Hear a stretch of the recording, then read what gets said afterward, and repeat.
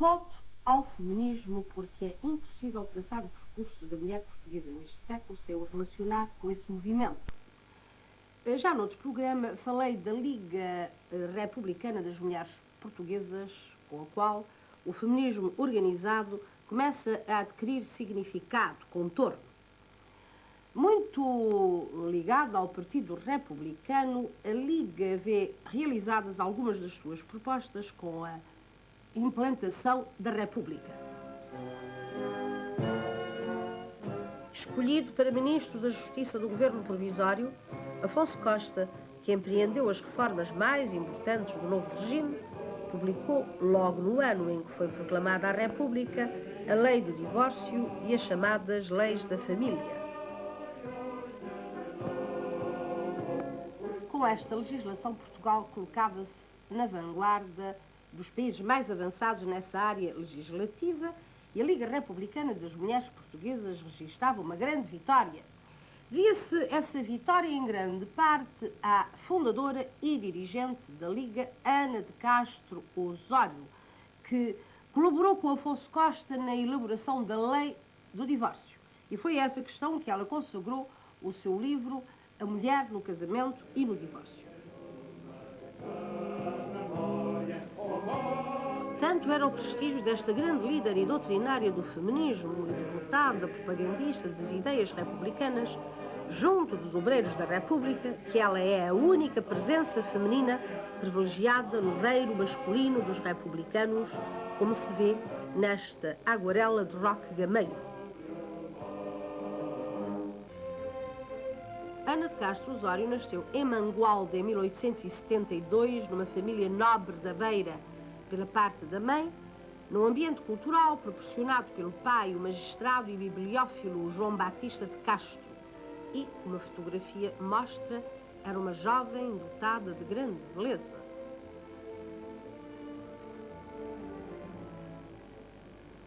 Ana veio viver em Setúbal com a família e aqui conheceu o jornalista, grande ativista republicano e poeta bastante apreciado no seu tempo, Paulino de Oliveira, com quem casou.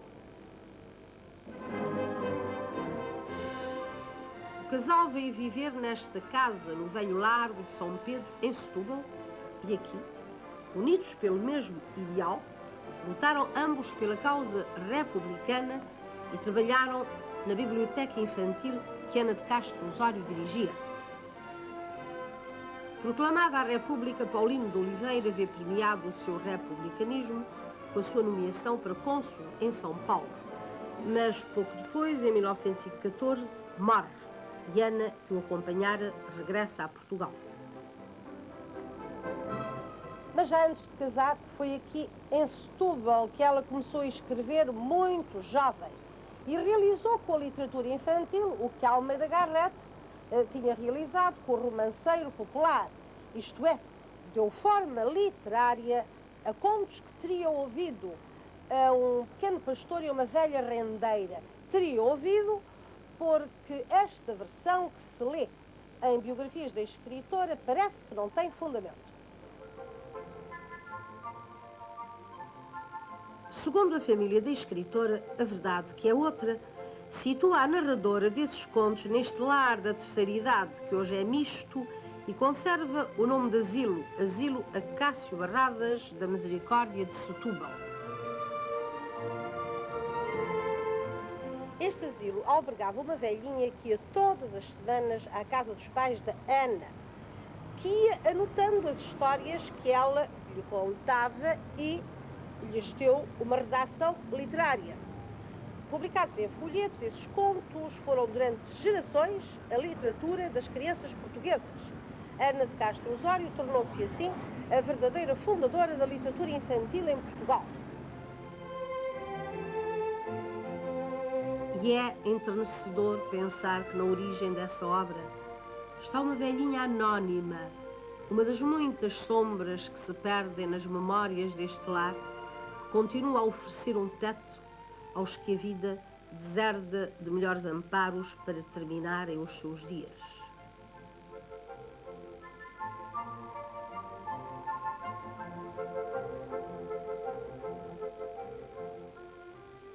Ana de Castro Osório, que morreu em 1935, deixou uma obra bastante apreciável, com destaque para a literatura infantil que ela fundou em Portugal, como eu já disse, e para a questão feminista. Neste último domínio, o seu nome passou mesmo as fronteiras, tornando-a conhecida no estrangeiro como autora do livro As Mulheres Portuguesas, que marca uma data na reforma da sociedade portuguesa. Mas ela escreveu também sobre educação, civismo, romance, novela e até livros de cunho patriótico.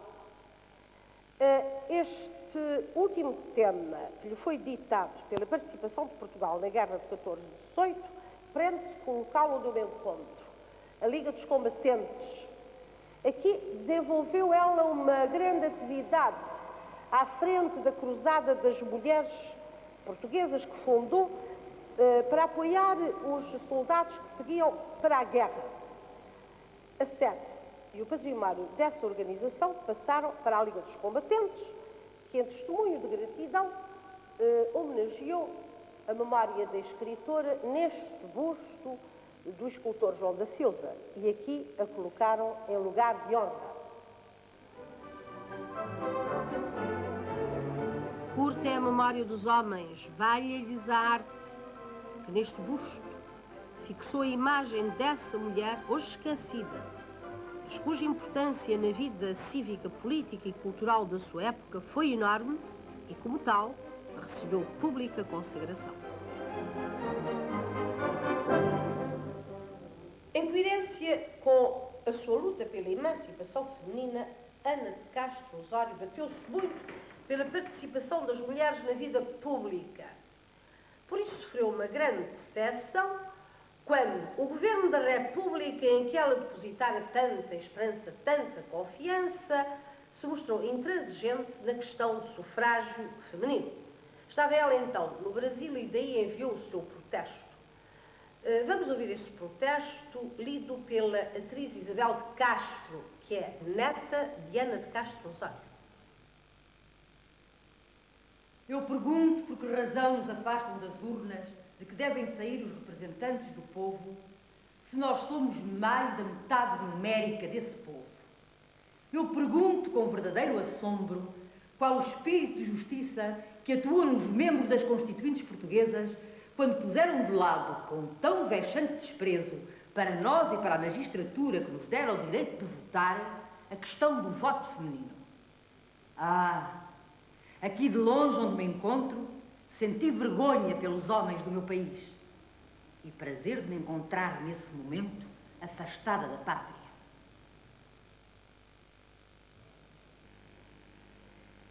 Detenho-me no acontecimento que determinou esta indignação da escritora, porque ele representa um marco histórico na luta feminina pelo direito de voto. A lei eleitoral era omissa quanto ao sexo, o que levou algumas mulheres a solicitarem o recenseamento. A inscrição foi-lhes recusada, mas uma sentença do juiz Batista de Castro, que era pai da Ana de Castro Osório, reconheceu-lhes esse direito e uma delas resolveu exercê-lo. Foi isto em maio de 1911. Essa mulher era a médica Carolina Beatriz Ângelo, a primeira que em Portugal exerceu a cirurgia, vice-presidente da Liga Republicana das Mulheres Portuguesas e depois vice-presidente da Associação de Propaganda Feminista, liderada por Ana de Castro Osório. Carolina Ângelo foi não só a primeira portuguesa a votar, mas a primeira mulher latina a usar esse direito. O gesto corajoso dessa mulher, que morria em outubro desse mesmo ano, muito jovem, com 30 e poucos anos, determinou a alteração da lei eleitoral, que passou a especificar a atribuição de voto apenas ao sexo masculino. Só em 1931, já na vigência da ditadura que resultou do movimento de 28 de maio, é triste reconhecê-lo, mas é verdade, é que as mulheres, as diplomadas, com curso superior ou secundário, puderam finalmente votar. Nem mesmo a modéstia das pretensões da Liga Portuguesa das Mulheres Republicanas, que limitava limitavam o direito de voto às mulheres administradoras de bens, às funcionárias públicas, às diplomadas, às mulheres comerciantes ou industriais, como viu os republicanos, que disso eram conservadores. Mas nem todas as militantes feministas estavam de acordo com a moderação da Liga nesta questão do sufrágio feminino. Sou antissufragista. Não creio que o sufrágio melhore muito as condições económicas da mulher. E a questão económica é a primeira razão que fundamenta o feminismo. Mas se hão de dar voto às mulheres portuguesas, façam-no então com coerência e justiça, concedendo a todas as mulheres, como a todos os homens, que pagam a contribuição ao Estado ou saibam ler e escrever. Não sou sufragista, repito, mas se o fosse, pediria tudo. E se não dessem tudo, não aceitaria nada. Chamava-se Maria Carolina Frederico Crispim, mas tomou o nome de Maria Veleda e assim ficou conhecida esta extremista do feminismo que António José de Almeida impediu de integrar a comissão organizadora da Liga Republicana das Mulheres Portuguesas, alegando que ela era muito vermelha. Como as outras feministas, Maria Veleda foi uma grande ativista da propaganda republicana, em que tiveram muita importância os centros escolares republicanos, através de cursos, conferências e sessões, muitas delas animadas pelas nossas feministas. Um desses centros, que foram criados nos anos que antecederam a queda da monarquia, é este Centro Republicano da Ajuda, onde me encontro, um dos poucos que restam dos que proliferaram no país, e o qual conserva carinhosamente, já veremos porquê, o retrato de Maria Veleda. Também aqui, reiterando o que vimos no penúltimo programa, se comprova a conexão do republicanismo, do feminismo e da maçonaria, representada neste centro em lugar de destaque, na figura do seu grão-mestre Magalhães de Lima, que neste retrato ostenta as respectivas insígnias. É no espírito desta conexão que Maria Veleda iniciava na maçonaria, como Ana de Castro Osório, Carolina Beatriz Ângelo e Adelaide Cabete, de quem vos falarei dentro de momentos. É nesse espírito que ela, que era professora primária, função que já exercera no Algarve, onde nasceu, em 1871, que ela organiza cursos noturnos para mulheres analfabetas noutros centros e passa a ser professora regente da escola deste centro, que continua a funcionar nesta sala onde ela deu as suas aulas. Os fervores feministas de Maria Veleda, que se dedicou também à poesia, à novela e ao teatro e à literatura infantil, esfriaram com os anos e ela acabou por dedicar-se inteiramente às questões infantis, ao serviço da Tutoria Central da Infância de Lisboa, vindo a morrer em 1955. Volto-me agora para outra mulher que se salientou como dirigente feminista e propagandista republicana, no que também se ligou à atividade destes centros. De família humilde e durante muitos anos pouco mais que analfabeta, Adelaide Cabete, que nasceu em 1867, formou-se em medicina em 1900. Viúva do republicano Manuel Fernandes Cabete, foi uma acérrima propagandista republicana.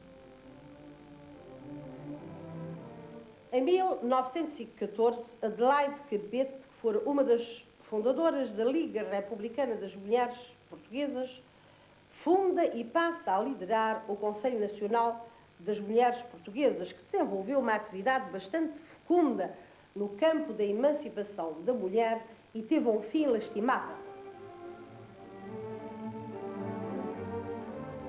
Em 1947, estando sob a presidência prestigiada de Maria Lamas, autora de obras relevantes para o feminismo português, O Conselho é encerrado pelo governo de Salazar, que alegou não precisarem as mulheres de organizações para se ocuparem dos seus problemas, pois o governo já o fazia. Adelaide Cabete representou brilhantemente as feministas portuguesas em congressos internacionais. Um em Roma em 1923, outro em Washington em 1925. E aí Portugal fez boa figura, pois foi considerado o país com a legislação mais avançada no capítulo dos direitos da mulher não casada e dos seus filhos ilegítimos. Como porta-voz do feminismo português, Adelaide Cabete defendeu dele ser pervertido pela imitação dos comportamentos dos modelos masculinos. E esta tónica que ela acentua no discurso com que inaugurou o Congresso Feminista e de Educação, o primeiro Congresso Feminista que se realizou em Portugal em 1924.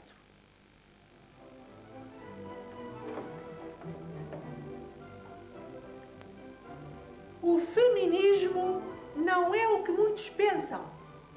As mulheres desejarem imitar os homens, fumando, usando bengala, colarinho, gravata e tantas outras imitações ridículas. O feminismo é alguma coisa de grande e sublime. É a dignificação da mulher.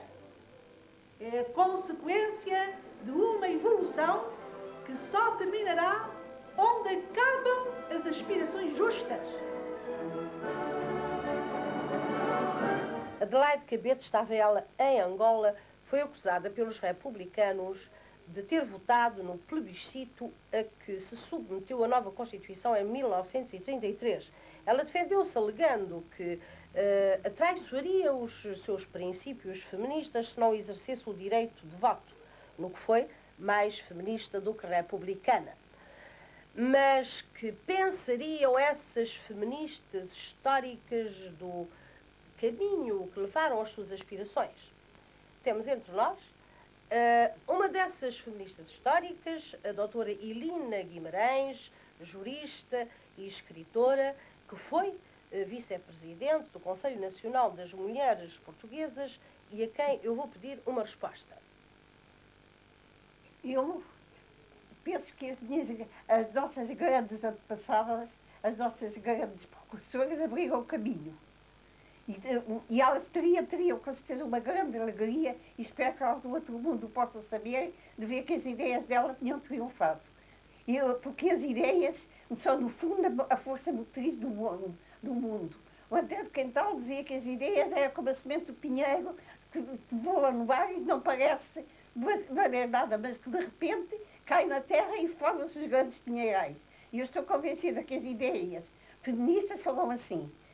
Ninguém lhes dava importância, mas quando chegou o momento oportuno, havia mulheres aptas a apanharem a oportunidade e a saber o que deviam fazer. Mas a doutora Helena Guimarães fez a travessia do deserto e sabemos que Ana de Castro Osório dizia que a senhora doutora seria a continuadora da obra dela, e também a Adelaide Cabete. Sim, eu fiz o mais que podia e posso agora mesmo dizer, como se dizia São Paulo, combati o bom combate. Eu fui simplesmente uma vestal que não deixou que se apagasse a luz acendida por ela e que depois se tornou um clarão que iluminou o país depois de 25 de abril.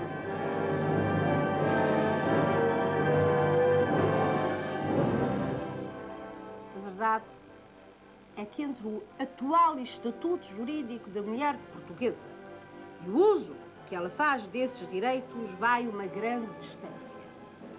Culpemos os homens por esse desfazamento?